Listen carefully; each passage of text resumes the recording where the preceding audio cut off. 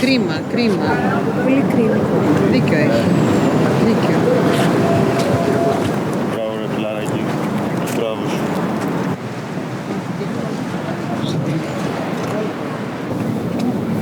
Δεν αφήνεις τα καραγκιουζελίκα να πας να δουλέψεις.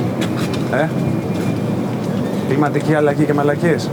Πήγαινε βρες καμιά δουλειά, ρε Πατεωνά. Δεν καταλαβαίνω. Τι το έχει δηλαδή. Μα δεν βλέπετε που κάθεται τώρα για την κλιματική αλλαγή.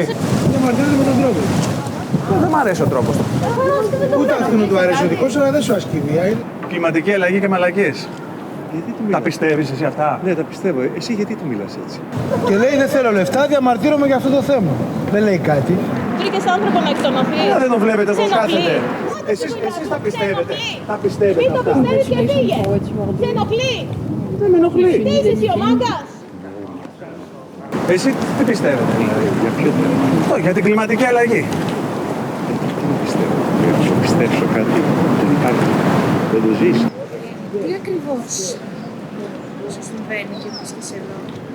Αυτό που διαβάζεις είναι ένα σίγουρο σενάριο από το μέλλον.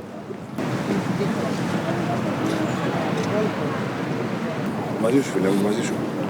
Πολύ υπέροχο. Μπράβο. Μπράβο. Πολλά συγχαρητήρια. Πώς μπορούμε να βοηθήσουμε σε όλο αυτό? Sem igralec, nisem brezdomec.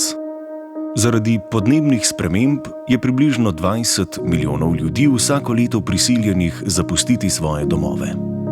Kaj je vzrok težav?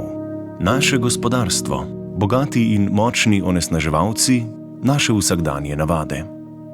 Pridružite se pobudi Climate of Change in postanite del spremembe.